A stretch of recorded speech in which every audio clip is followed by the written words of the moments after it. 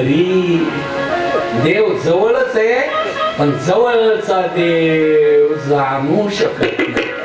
का जवळ आला म्हणून? जी वस्तू अति जवळ असती तिच्याबद्दल अज्ञान असतं. एखाद्याच्या डोळ्यात जर कचरा गेला, माधवराव, आपल्या डोळ्यात कचरा असतो, तो आपल्याला दिसतो का दुसऱ्याला दाखवावा लागतो? तुला काय आंधळा आहे का? पाय ना. कारण कचरा अति जवळ आला. जी वस्तू जवळ आली, अति परिचयात अवज्ञा. अति परिचयाचा माणूस ओळखला नाही. काही काही गोष्टी सांगूच नाही, पण पोटात राहतच नाही. त्याला काय करू माझा स्वभावाला? आता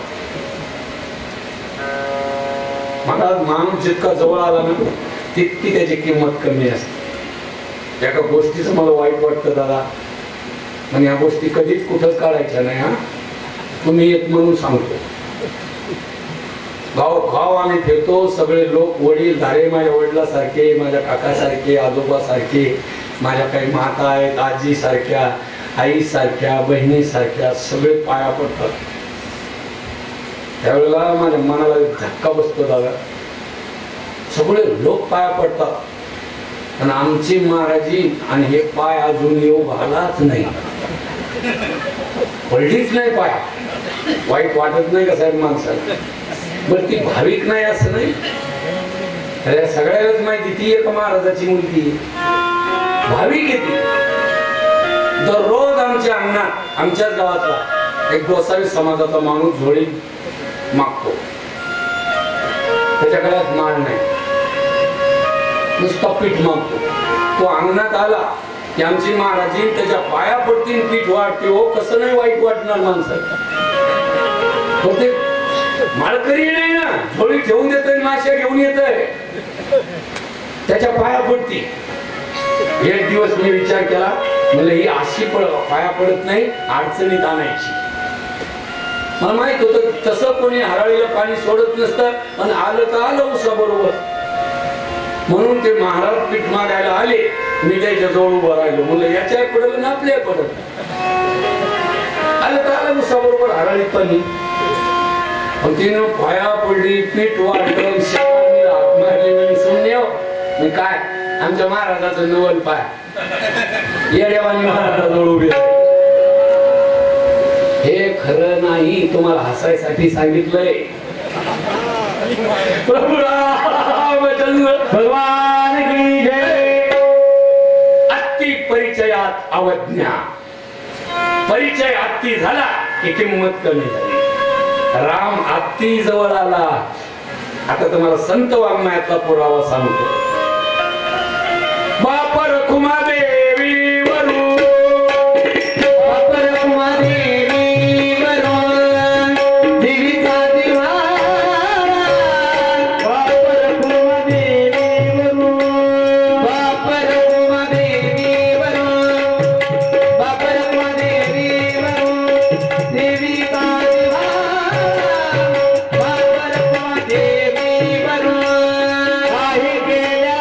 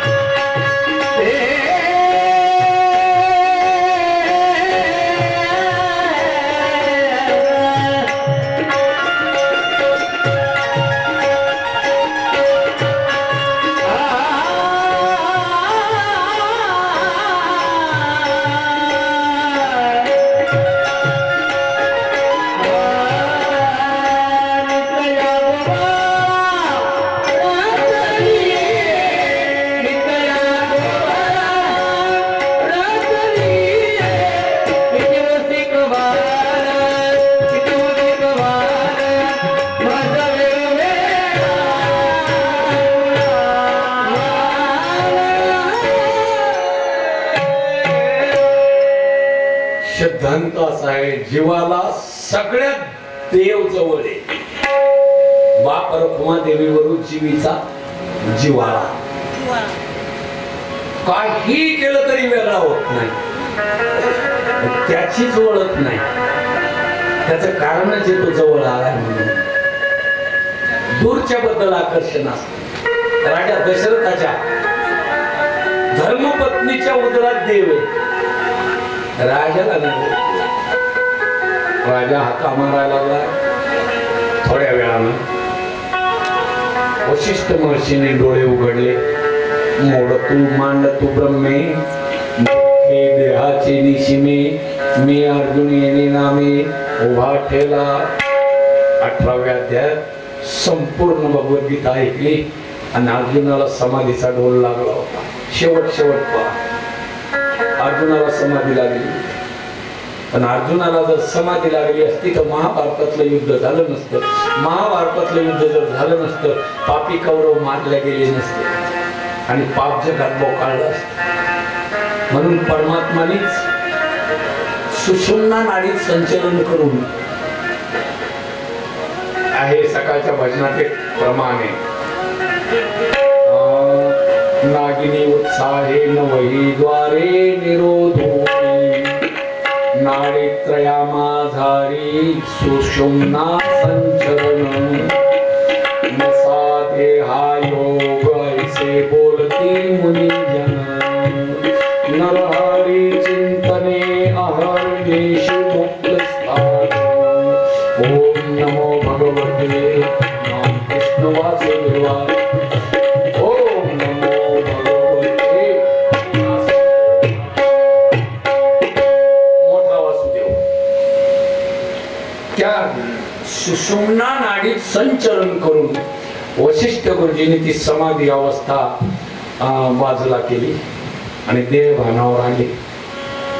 तेव्हा दशरथ राजा रडत होता. गुरुजी म्हणाले, अरे रे दशरथा, तुला अभागी म्हणू की भाग्यवान रे? अरे तू जे म्हणतोस कौशल्याला भूत लागलं, वेड्या, कौशल्याला भूत लागलं नाही. कौशल्याच्या उदरात परमात्मा साठवलाय आणि त्या परमात्माशी तिचं मन विलीन झालंय. तुझ्या पोटी पूर्ण परब्रह्म श्रीराम येणार. जागा हो. राजाच्या मनाचं समाधान केलं, सांत्वन केलं, राजाची समजूत घातली आणि भराभर दिवस निघून गेले. 5 महिने झाले, 6 झाले, 7 झाले, 8 झाले, 9 झाले. 9 महिने पूर्ण झाले आणि नामदेवराय तोड भरून ज्या महिन्याचं वर्णन करतात तो महिना उजाडला. उत्तम हाते मास, उत्तम हाते मास, उत्तम हाते मास, उत्तम हाते मास, उत्तम हाते मास, उत्तम हाते मास, उत्तम हाते मास.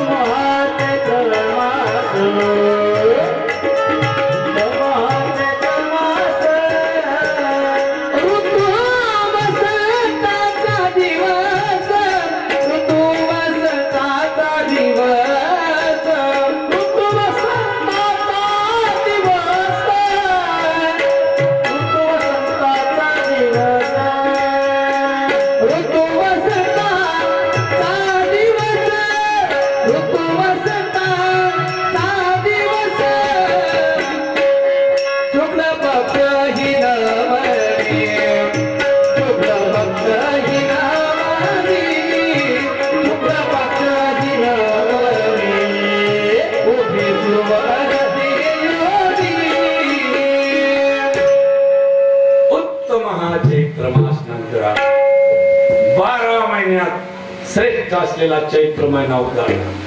थोडी शंका माझ्याच मनानं घेतो. जे कोणी आपल्या भगवद्गीतेचे अभ्यासक असतील ते अशी शंका घेतील मनात, ते काहून महाराज भगवद्गीतेत 10व्या अध्यायात विभूती योग सांगत असताना भगवान अर्जुनाला सांगतात, अर्जुना मासानाम मार्गशीर्षोहम ऋतूनाम कुसुमाकर. अर्जुना 12ही महिन्यात मार्गशीर्ष महिना माझी विभूती. कोणी सिद्ध श्रोते अशी शंका घेते की भगवान तर म्हणतात मार्गशीर्ष महिना माझी विभूती आणि नामदेवराय चैत्र महिना श्रेष्ठ का म्हणतात? नामदेवराया चैत्र महिना श्रेष्ठ म्हणतात त्याचं एक कारण आहे. माझ्या चैत्र महिन्यात आपल्याला कळेल अशा काही चांगल्या गोष्टी. बागेला पाणी भरून भरून संत्र मोसंबीच्या बागा उन्हाळ्यात ओवाळतात, सुकतात की नाही? थोडं पाणी कमी पडलं तर सुकतात. आणि त्या चैत्राच्या महिन्यात डोंगर माळ रानावर झाडांना कोवळी पालवी फुटते.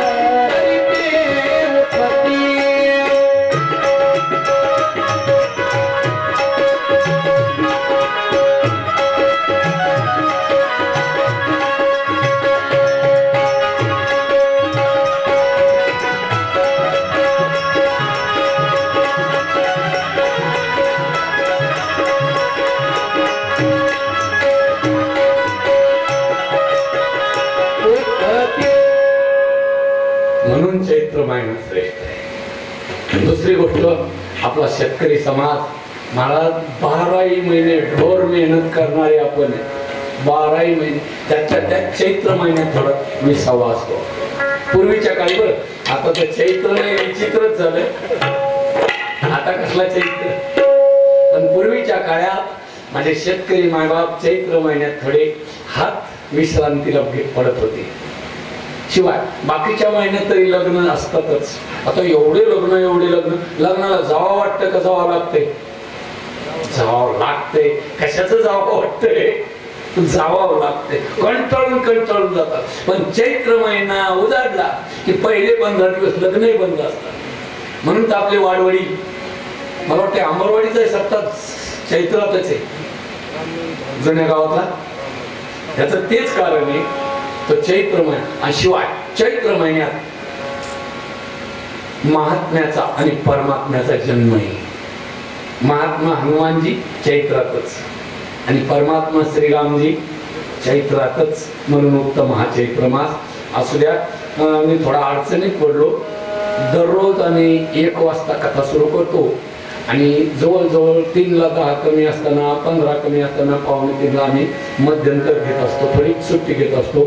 आज बाबांच्या पुण्यतिथीचा सोहळा असल्यामुळे, पुण्यस्मरण असल्यामुळे पंक्तीला उशीर झाला आणि जवळजवळ 1:30-2:45ला आपली कथा सुरू झाली. आपल्या वेळेत सगळंच कमी जास्त झालेलं आहे. अशा अडचणीत समोरच्या अशा अडचणी. पहिले 2-3 दिवस तरी माझा मुक्काम अंबरवाडीत होता. आता मला रोज कीर्तन नाही म्हणून वेळेत तर कथा सोडणंच आहे. कहून तो मामरती ना कहून तो बघतो टाकता. असं अडचणीत आलो मी की कथा नेमकी सोडायची कधी. मला पहिल्याच दिवशी श्यामसुंदर भाऊन सांगितलं आणि नंतर भाऊन सांगितलं म्हणजे महाराज तुम्ही चिंताच करायची नाही, तुम्ही कटाळले की किती वाजता सोडून द्यायची म्हणजे होते ना. मग मी आता कंटाळलो.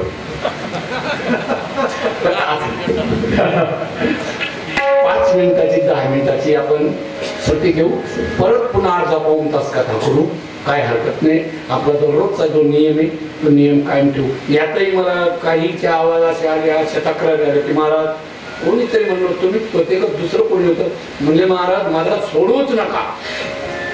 तर तिसरा त्याच्याजवळ तो भावता म्हणजे महाराज याचं काय ऐकता मी ऐकू कोणाचं. असा अडचणीत आलो. तुमच्या सगळ्यांचंच ऐकतो, माझ्या मनाचंच करतो.